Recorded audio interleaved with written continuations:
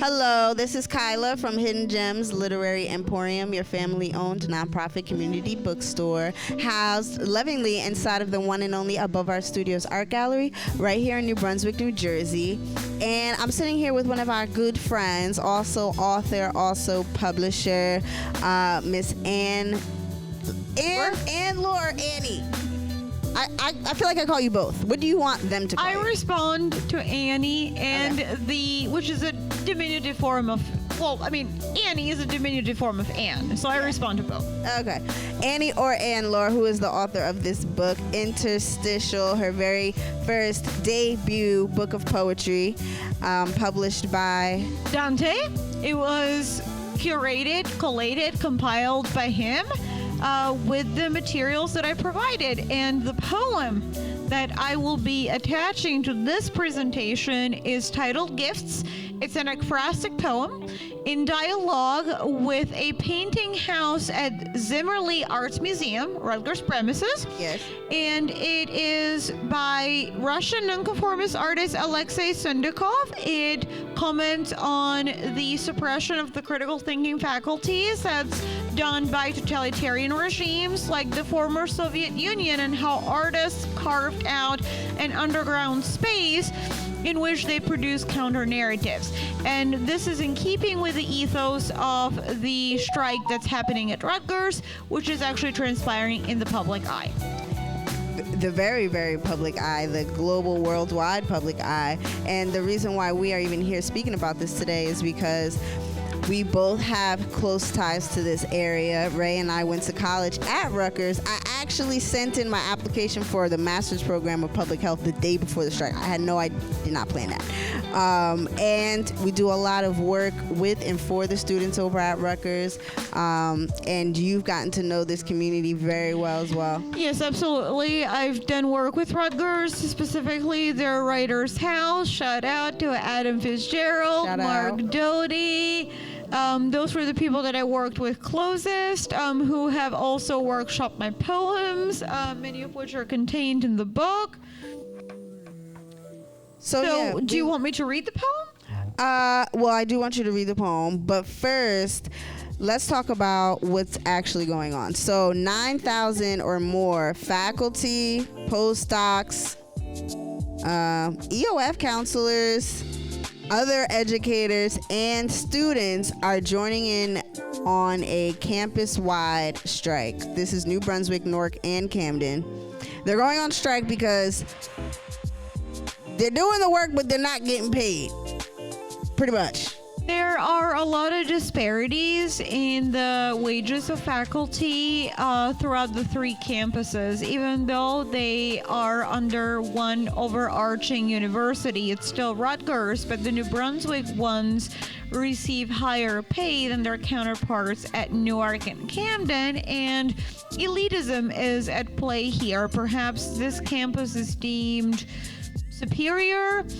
The other two are deemed subpar by comparison for whatever reason, by whatever arbitrary standards that have been erroneously applied here. Another issue is that the labor of graduate students is being exploited. I have heard from several Rutgers professors, yes, the snobby variety, as well as others who are affiliated with Rutgers, with whom I've been talking about this, that they say, but the students are they're being paid enough to sustain them for during their grad school tenure so that they can keep up with their grad school studies. But the labor, the physical labor, the mental labor, the emotional labor, all the time and effort that they are investing, that is essentially has been written off as free labor, exploited labor. And then ditto with professors, adjunct professors, professors that are not tenured yet.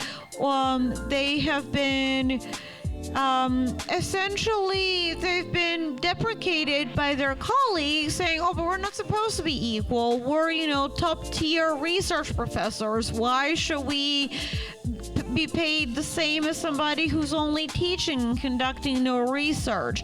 And again, the emotional labor, most saliently, is what is at stake here that goes unpaid. And I've spoken to certain teachers here in Rutgers, New Brunswick. I mean, everybody's talking about it. Everybody. And so I've heard stories and testimonies from actual faculty who have to reapply. I think it's every semester, definitely every year, but I think it's every semester, have to reapply for the jobs that they've been doing, in this case, with the person I'm talking about, over 10 years. This is my own take Okay, on good. what's happening here. And as I was just talking about, every year for 15 years, I have to hold my breath to see that I've been hired. In fact, that, my mother went here, my sister went here, my father taught here. I got my undergrad from Rutgers. I had a full-time job in the biology department, and then I have my master's from Rutgers. So, bleeding red, as it were.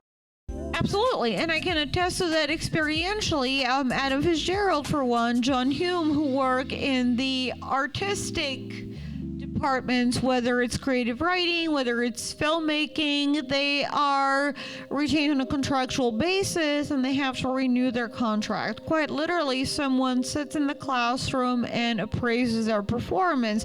Now, again, if this were someone starting out, then maybe it might be apropos, but when someone has actually been teaching for several semesters at Rutgers, and then to have to undergo this inspection on on a semesterly basis, then it can be a little bit humiliating, as if they constantly have to prove themselves, and the pay that they get is a starvation wage. It's basically pocket money. I mean, as an independent contractor. I want to support our fellow graduate students, as I also wish to pursue to be a graduate student in the future. I believe in an equal living wage and to better our Rutgers community.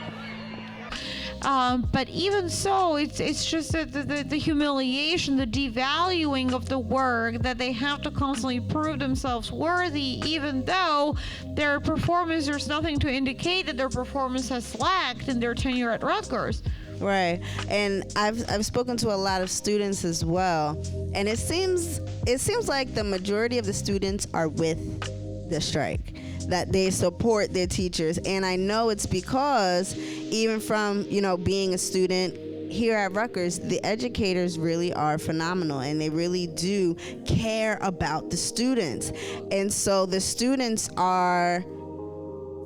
they're like, I want you to be able to survive for giving me this amazing experience. There are some teachers that I had in undergrad that I still know and who still mentor and support me to this day. Likewise, right? So the educators really do play a humongous role in the experience of the student, whether we're talking about higher ed or any teacher, any grade. You spend most of your time with your teachers in school. Absolutely. Yeah. So that's why we're here, and I encourage you all to go on our bookshop account, because we have a list called Are You Strike that has books about the history of strikes and labor unions. Surprisingly or not surprisingly, there aren't many books on this topic. I hope somebody writes a book about what's going on at Rutgers. I think there will be. I think this is a very fertile matrix, and it will prove generative as people partake in it, as they witness students and faculty converging. It will beget a lot of poetry, a lot of social commentary, a lot of cultural critique and theorization. So definitely be on the lookout, whether it's from Rutgers alumni, whether it's from prospective students, or whether it's from anyone that's embedded in this community and sees Rutgers as a veritable repository of knowledge and learning. So there will be a lot of work generated from this, I anticipate.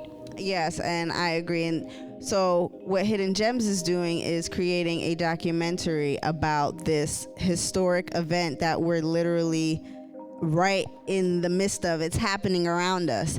And so we'll be putting out a documentary about that, and I'm sure this segment will also be included. I had a professor who had to teach at 3 schools just to make ends meet. He's a part-time lecturer, so we had to travel all over the state just to afford medical insurance.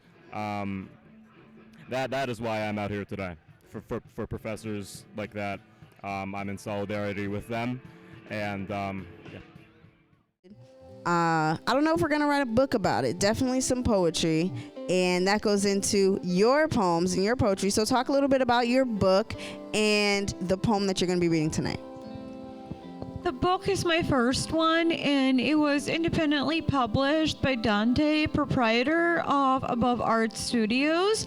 I specifically chose Dante's services because for me to publish, let's say on a platform like Amazon as an unknown author, it would have entailed a lot of, I wouldn't mind hustling on my part, but it would have entailed a lot of expropriation, a lot of exploitation, and I would be essentially circulating in an economy of obscurity. Nobody would really become privy to that. But with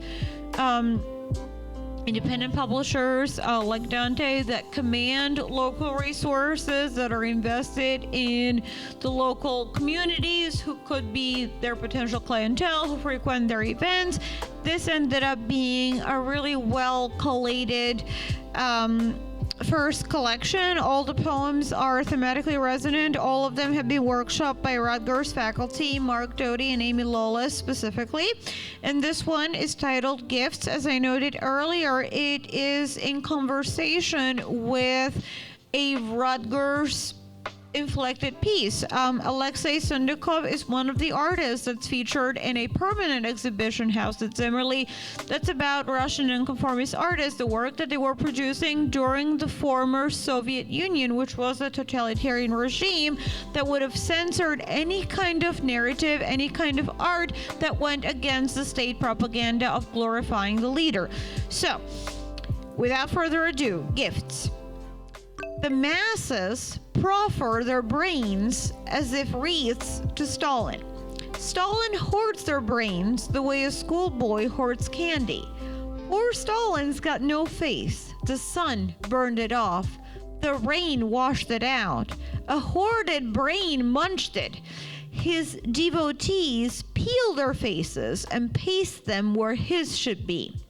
Stalin sieves smiles onto the masses like an industrious mother, but the brainy few eschew the smiles. Pray tell, dear leader, isn't your production mode a capitalist investment? Stalin gazes at his gilded mirror the way Yahweh gazed at the face of the antediluvian earth.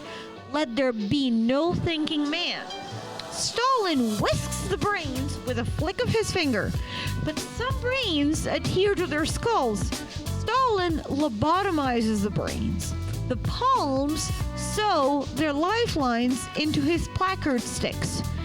Dear citizens, we have converted the counter-revolutionaries.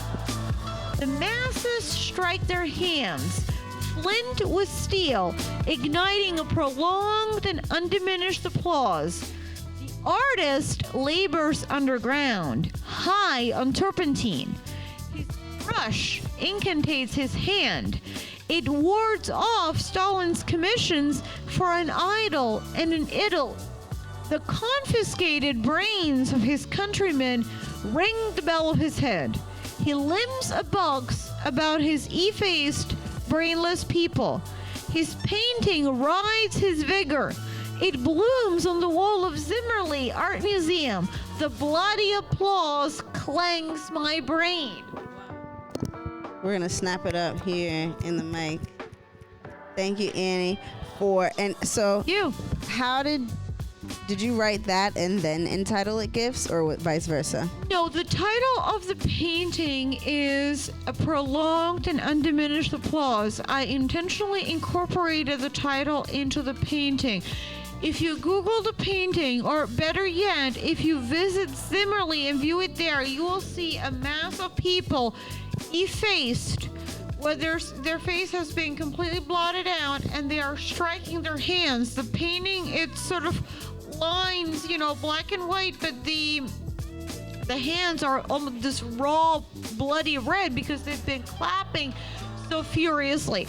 And that, which is what the leader wants you to do. It wants you to be, automata, that you follow the dictates of the leader. You have no critical thinking faculties left to you whatsoever. Your brain has literally been magicked out of lobotomized, actually better, which connotes an invasive procedure out of your skull. So what the title gifts meant is actually it does reference, albeit obliquely, Lewis Hyde's critical thinking compilation of essays titled Gifts.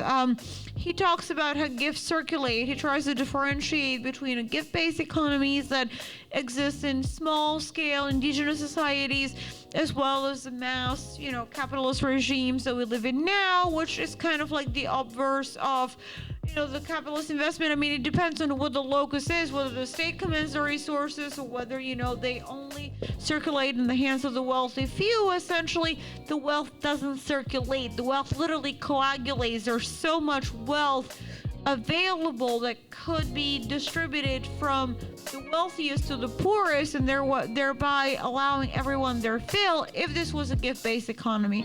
But in a capitalist-based economy, or even in this communist regime, but essentially where you have the figurehead commanding all of the state's resources, the wealth stagnates. It doesn't circulate. And so this is advocating for a gift-based economy, which is what we see at Rutgers, where people aggregate and the gift keeps on giving. Whoever has the most gives it to the trajectory so that it goes to the most indigent, and then the gift replenishes itself. It's the very opposite of a proposition of scarcity, which is what capitalism and the Soviet brand of communism is, where we say, but there's not enough resources for all the wealth to go around. But, we can't redistribute everything because then people will be left out. People will not be incentivized to work or whatever. No, people are incentivized to work if their charitable impulses are animated, if they feel that they are contributing to something worthy, if they feel that somebody needs what they have more than they do. This is what instigates profoundly human impulses in them, rather than, the proposition of scarcity that no, there are not enough resources to go by.